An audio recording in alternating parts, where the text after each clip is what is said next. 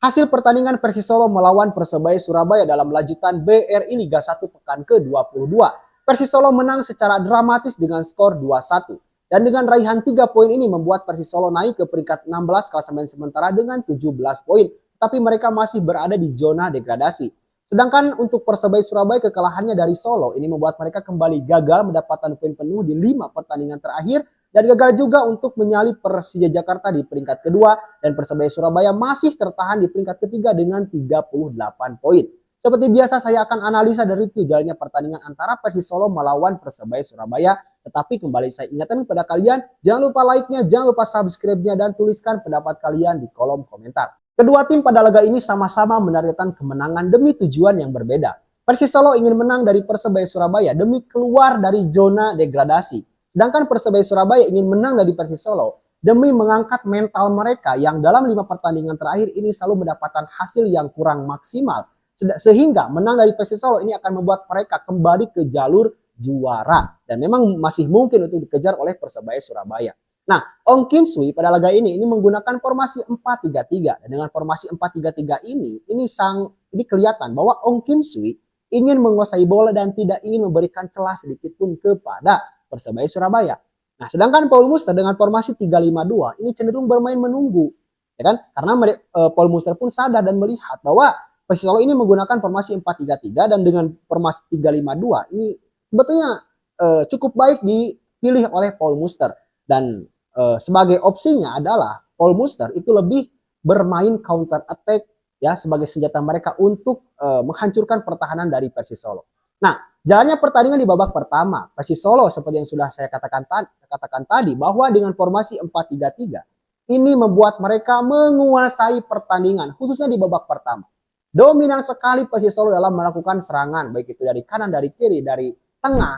Tetapi problemnya adalah ketika sudah masuk ke 1/3 lapangan dari Persebaya Surabaya, ini mereka ini terlalu tergesa-gesa dalam mengeksekusi peluang. Padahal kalau dilakukan secara kolektif lagi, secara kreatif lagi, ya menggunakan variasi-variasi cara untuk menghancurkan pertahanan Persebaya Surabaya, mungkin hasilnya lebih efektif lagi.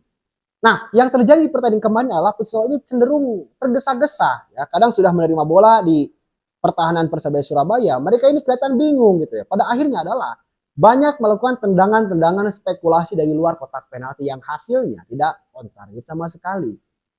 Tetapi ketika melakukan umpan silang misalnya atau melakukan umpan 1-2, kelihatan beberapa kali Persis Solo itu mengancam gitu ya. Ramadan Sananta itu nyaris saja mencetak gol yang sangat cantik gitu ya. Gol saltonya itu nyaris saja kalau misalnya arahnya itu tepat ke gawang Hernando Ari. Tetapi sayang sekali gitu ya, dalam beberapa kesempatan yang lain pun itu terkadang bolanya gak sampai ke Ramadan Sananta. Nah, ini menjadi PR untuk Ong Kim Sui bagaimana memperbaiki ini agar Persis Solo ini lebih efektif lagi di pertandingan-pertandingan selanjutnya. Nah, sedangkan gitu ya untuk Persebaya Surabaya yaitu Paul Muster yang seperti saya katakan tadi juga bahwa Paul Muster itu mengadakan counter attack. Flavio Silva beberapa kali itu mendapatkan bola ya yang diimpan oleh Rivera, oleh Rashid dari tengah. Tapi sayang sekali ketika memang sudah masuk ke kotak penalti, ini bolanya hilang gitu. Antara gak sampai dan gak ada pemain yang memang mensupport pergerakan dari Flavio Silva. Nah ini PR Paul Muster ini gak pernah selesai gitu ya dari BRI Liga 1 putaran pertama yaitu soal mencetak gol. Sulit sekali meskipun mereka sudah mendatangkan Dezan Tumbas gitu ya.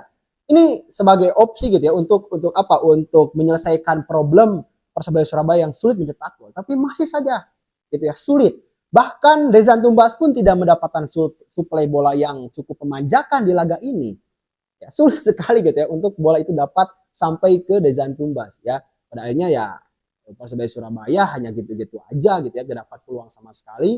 Ya, kesempatan ada tapi gak jadi peluang. Ini sangat disayangkan. Padahal kalau misalnya banyak apa ya dengan materi pemain yang menurut saya sangat berkualitas di Persebaya Surabaya, ada Rivera, ada Rashid, ya Flavio Silva, lalu juga Malik Rizaldi. Ini kenapa gitu ya gak selesai permasalahan ini? Karena kan sepak bola itu kan ibaratnya apa ya? Ya identik dengan mencetak gol gitu. Ini sudah disepakati oleh semua pemain pelatih. Ya, gimana mau menang kalau tidak mencetak gol? Nah, maka mencetak gol ini menurut saya adalah prioritas yang paling penting dalam bermain sepak bola. Ya. Nah, sampai dengan babak pertama selesai ya Persis Solo tampil sangat agresif dengan 10 tendangan on target, 10 tendangan ke gawang dan 5 on target, dan Persebaya Surabaya hanya mendapatkan 2 tendangan on target. Ini kelihatan, statistik ini membuktikan bahwa sebenarnya Persis Solo itu lebih dominan dalam melakukan serangan-serangan ke gawang Persebaya Surabaya. Nah, di babak kedua, Persis Solo nampaknya langsung ya melihat dan mengevaluasi kelemahan-kelemahan di babak pertama. Sehingga di babak kedua Ong Kim Soo ini menginstruksikan kepada pemain Persis Solo untuk lebih bermain menekan.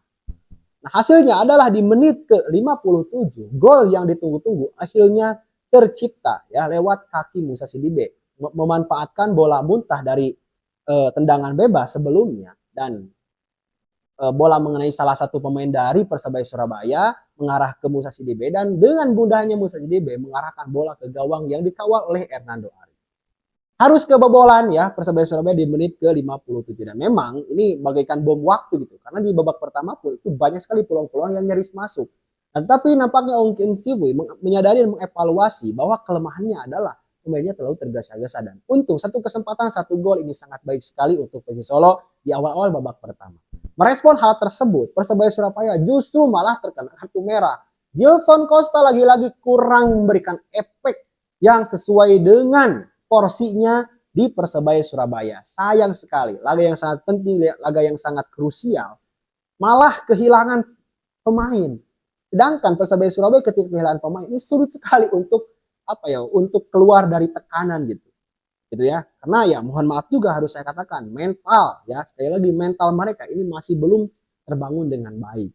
Nah, dengan 11 pemain ini sangat sulit, apalagi dengan 10 pemain, dan sempat sebenarnya ya Francisco Rivera menyamakan kedudukan lewat tendangannya di kotak penalti ya, hasil dari pelanggaran dari Riyandi terhadap Malik Rizaldi. Nah, sehingga membuat Riyandi pun ini mendapatkan kartu kuning dan wasit memberikan hadiah penalti.